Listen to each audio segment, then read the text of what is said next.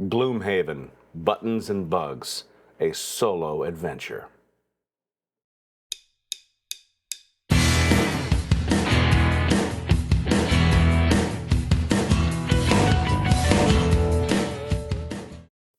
Hi, thank you for tuning into the Tom Patelson Show. Yeah, it's board game time. This is Gloomhaven, Buttons and Bugs by Cephalofair Games. Cephalofair Games. This is a smaller version of the big game of Gloomhaven. Gloomhaven, it came out in 2017, and it is still number 3 on Board Game Geek's Top 100. It is an incredibly popular game, and it is enormous. The box is enormous. It's ginormous. It's huganic. It's huge, and there are cards, and there are tokens, and there are boards, and there are minis, and there are monsters. My goodness, it's huge. It's an immersive game for you and your friends to play. And I've played it a couple of times. The buddy of mine that bought it because it's expensive. It's $200 right now on Amazon, depending on how your shipping looks like that. It's a big game, and Gloomhaven people are Gloomhaven people and swear by it. It takes you on this massive adventure, Dungeons and Dragons style fantasy. It's a good game. It's an entertaining game. It's a fun game. I wouldn't buy it. It's just too much money for me. It is just too much money. So when I found out that there would be a $50 version of it, I bought it. And that's about what this costs. This is about $50. Online on eBay, which is where I got it from. So let's talk about it. Let's talk about the presentation. Number one, the box. It's important to me that it comes in a good box, not to mention everything fits in the box. I love Tiny Epic games, but once you open up everything in a Tiny Epic game, it's kind of an issue to get it back in the box. Everything fits back into the box after you open everything up, and there's still room in the box for other stuff. I'll get to that a little bit later. The card stock is fair. The card stock is fair. The smaller cards are a different stock than the bigger cards. The bigger cards are a thicker stock, which is good because the cards become the map on the back, and you don't want them bowing in the center and have to constantly bend them to get back in the back. The size is great. If you are a solo gamer and love this kind of this type of game, throwing this in your luggage is not an issue. I don't recommend bringing this on a plane or on a bus or anywhere it's going to be moving a lot because there's just a few too many objects in it. But as far as a travel game, you could throw this in your bag if you are that kind of gamer. That's a plus for that. The components. Okay. This is everything in the game right there. That is all of the game right there. You got the cubes, a cute little die in there, and then the miniatures. Oh, wow. The miniatures.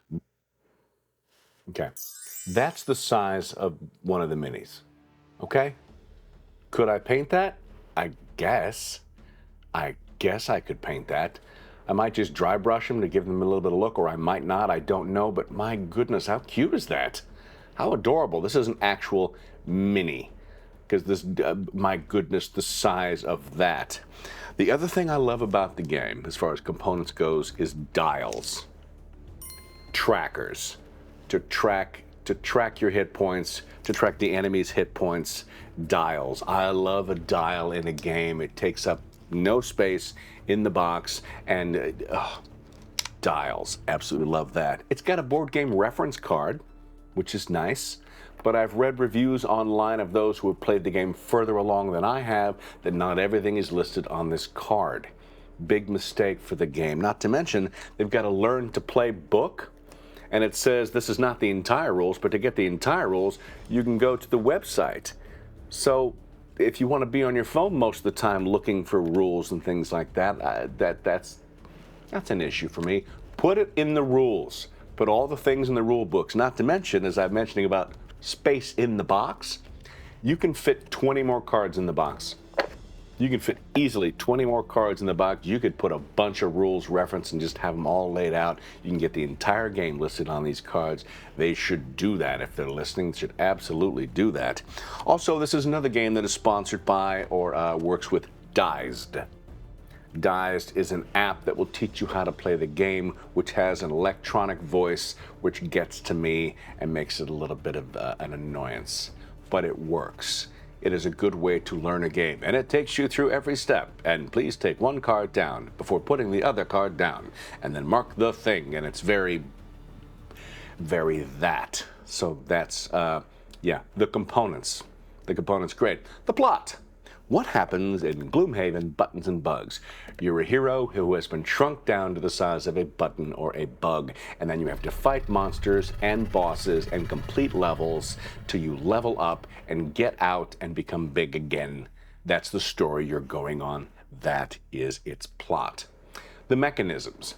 The mechanisms of Gloomhaven Buttons and Bugs mirror the original game, the big game. There are 6 different characters to choose from. You will pick one. They have their own unique cards that go with them. There are two parts of a card. There's the top and the bottom. You will play 2 cards for every action, for every round. It's usually you will move, you will attack, or you will move, you will cast a spell, and you're allowed to do the top of one and the bottom of the other. You can't do 2 tops and you can't do 2 bottoms. Once you use those cards, you will flip them over to the B side and then put them back in your hand. But once you use the B side, they go to your discard pile and you can't use them again until you rest. So that's the strategy of the game, is to use the tops and bottoms of your abilities to defeat the monsters while still having cards to continue to play. And if you have to rest, you better find a place to hide or to run on the tiny little card until you can get your cards back. But there's more variables to it. In addition, you will be following these tracks for the bad guys and for you, and you'll put a white cube on the track. And every time you attack, you will change the variability of what's going to happen for you and for the monsters. You'll roll the die. You'll roll a minus, a plus, or a 0, and that will let you know whether minuses are bad, pluses are good, and zeros are either nothing or bad. And that will change the variability. As you level up, you will add a different card in here and change the variances. So that is, the game is ever changing, and as you level up. So you're playing cards, you're moving, you're attacking, you're casting spells, then your cards are exhausted, then you rest, you get your cards back, and you're doing the same things over and over again until you defeat the monsters or they defeat you. And if you are defeated, you just reset the game and restart. So with 6 characters, 22 scenarios, there's 132 plays on that alone. If you wanted to play the game with every character and redoing every single scenario, that's 132 plays. That's an impressive amount for something that comes in a box this big. That is an epic experience. Who is this game for? I have to be honest. It's not for me. I wanted to play it and I wanted to review it and I wanted to talk about it, but the game is not for me. In fact, solo games aren't for me. What I love about board gaming is playing with friends. I've done solo board games before. We've done Wreck and Run on the channel, and of course Captain's Log from Star Trek Adventures.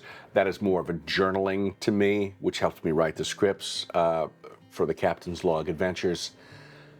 But I wouldn't call it a game so much. And Wreck and Run I play with my lady. You know, this might be fun for 2 people to play in the morning over your coffee or whenever you want to play it. But I'm not a solo gamer, as it turns out. I had to play this game in order to realize it. The size of the game, it's a little, it hurts the eyes a little bit, but it is a smaller version of Gloomhaven. I'm impressed by it. I'll say that.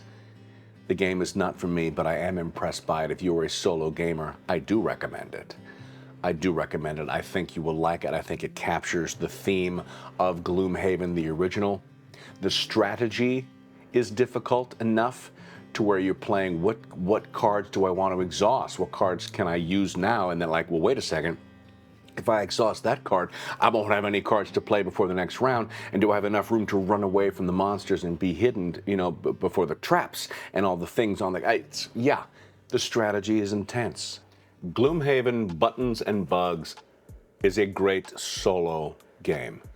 It is not for me because I'm not really a solo gamer. If you were a solo gamer, should you buy it? Absolutely. Absolutely. As far as bang for your buck goes, you get so much game in a tiny little box. And $50 is expensive, but considering how much time you can spend on this game, how much you can play, it is well worth it. It is 100% well worth it. Gloomhaven, Buttons and Bugs. It's an enormous adventure in a tiny box.